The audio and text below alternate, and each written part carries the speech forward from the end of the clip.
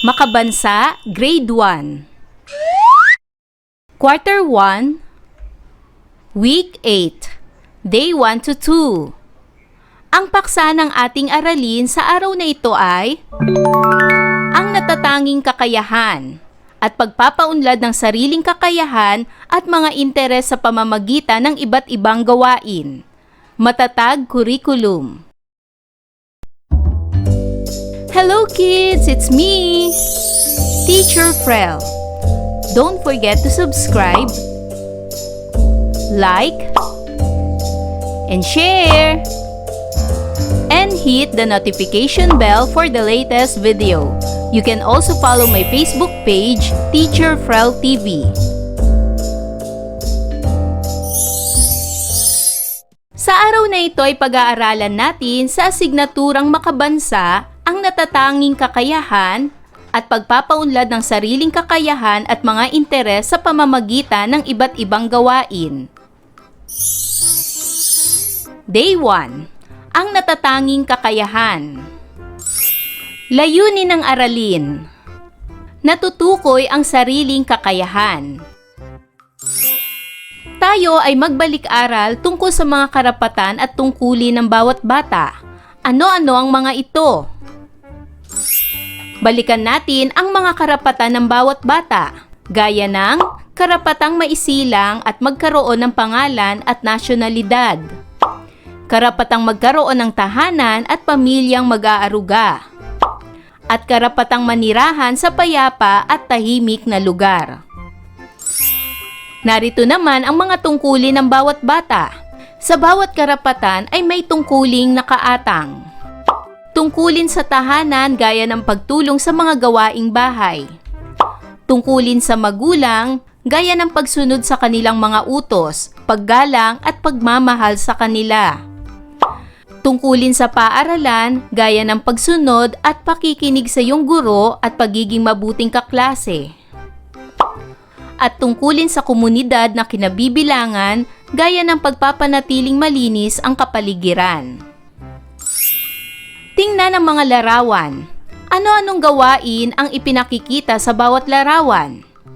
Ang gawain na ipinakikita sa unang larawan ay pagsayaw. Ang gawain naman sa ikalawang larawan ay pagpipinta.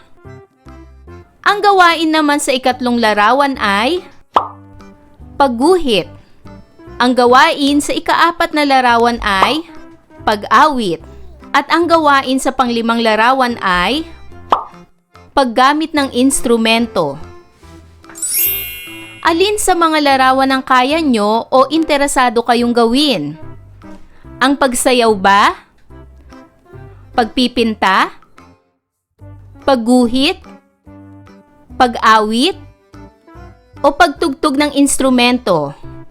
Bukod sa mga larawang ito, may iba pa ba kayong kayang gawin? Ang layunin ng ating aralin ay natutukoy ang sariling kakayahan. Narito ang mga halimbawa ng iba't ibang kakayahan na ginagawa ng isang batang tulad nyo, gaya ng pag-awit, pagsayaw, pagguhit, pagpinta, pagtugtog ng gitara, o pagtugtog ng piano. Alin sa mga larawan ang nagpapakita ng inyong natatanging kakayahan? Basahin muli ang mga salita. Pag-awit, halimbawang pangungusap. Hilig ko ang pag-awit kaya madalas akong sumasali sa mga paligsahan. Pagsayaw, halimbawang pangungusap. Ang pagsayaw ang madalas na itinuturo ni Ben sa mga kabataan. Pagguhit, halimbawang pangungusap. Tinuturuan sa paaralan ng pagguhit ang mga mag-aaral. Pagpinta, halimbawang pangungusap. Pagpipinta ng mga tanawin ang hanap buhay ni Mang Pilo. Pagtugtog ng gitara, halimbawang pangungusap. Libangan ni Bren ang pagtugtog ng gitara. Ngayon ay ibahagi ang inyong natatanging kakayahan. Bukod sa mga nabanggit nating mga gawain, Ano pang mga gawain ang interesado kayong gawin? Panoorin ang video tungkol sa natatanging kakayahan. Ngayon naman ay sagutin ang mga tanong. Unang katanungan, tungkol saan ang pinanood ninyong video?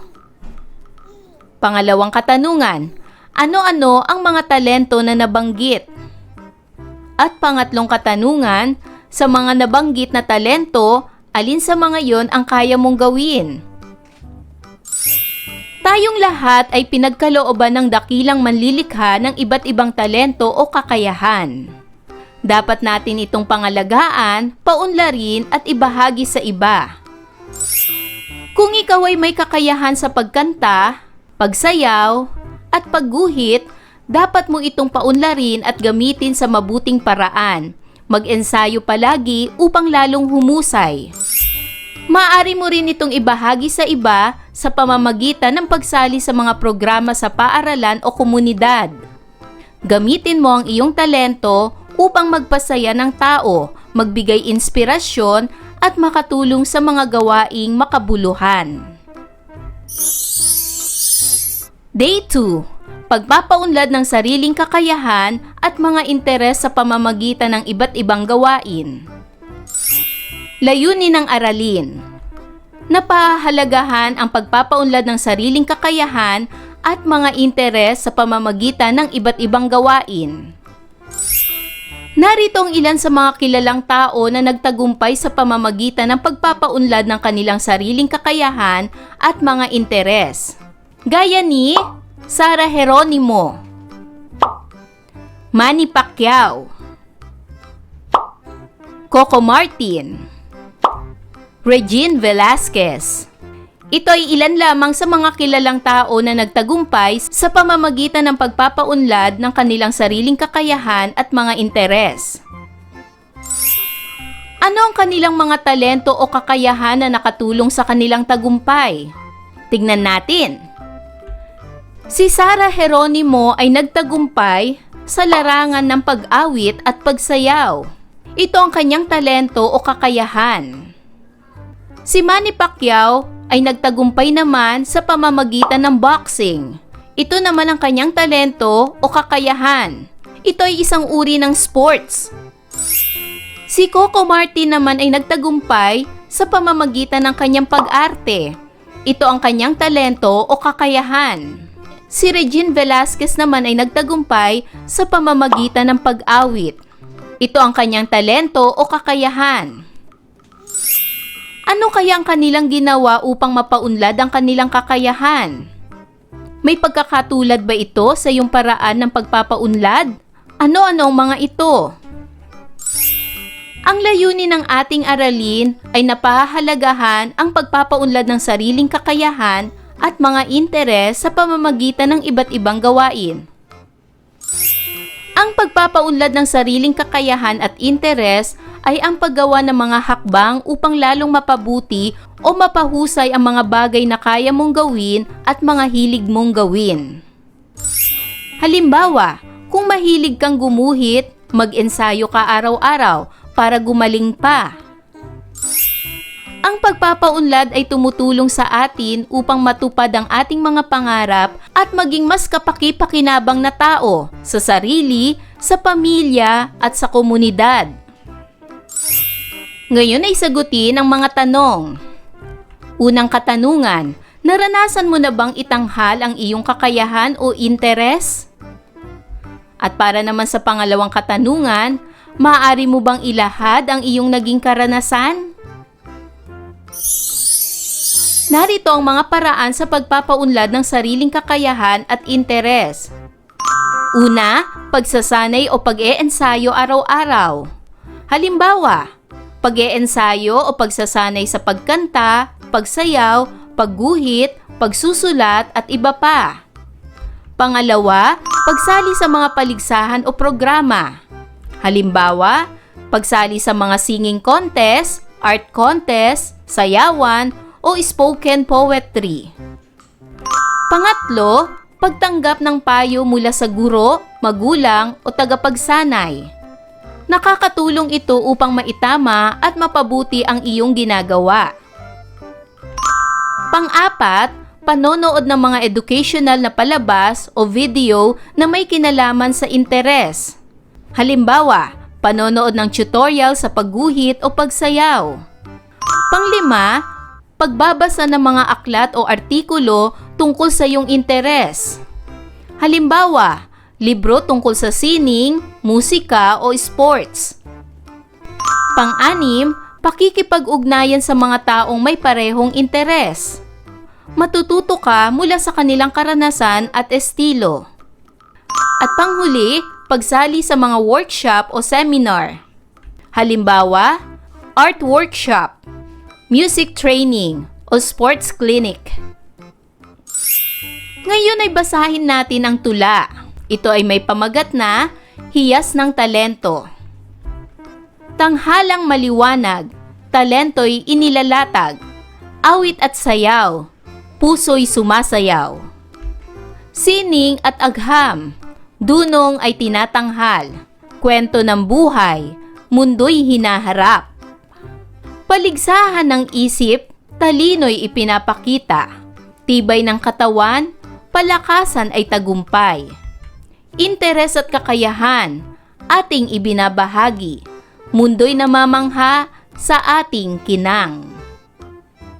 Tungkol saan ang tulang binasa o binigkas?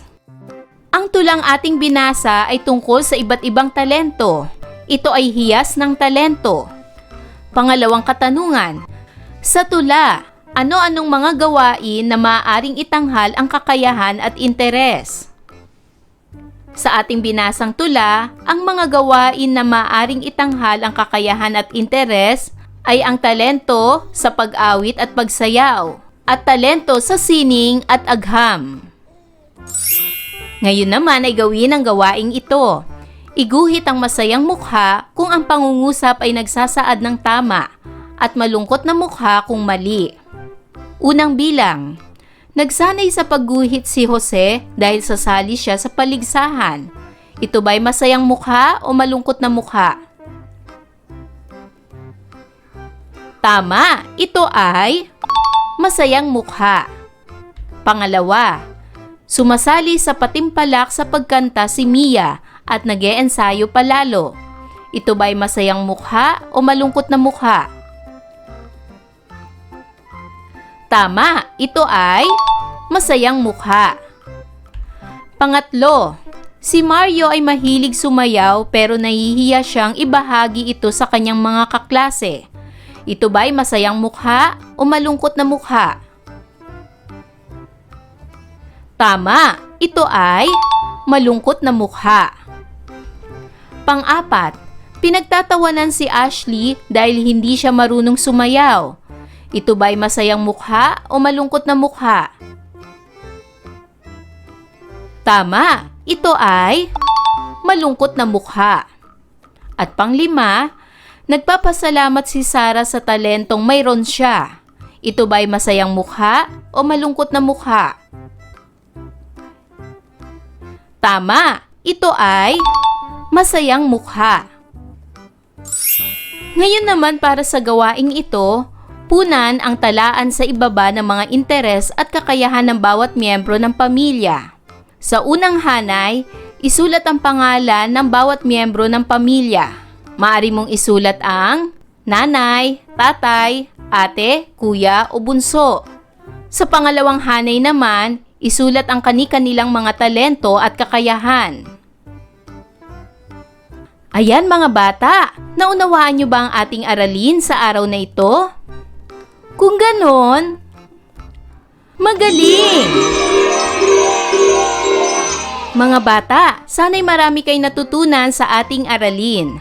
Hanggang sa susunod na video lesson, paalam! Thanks for watching!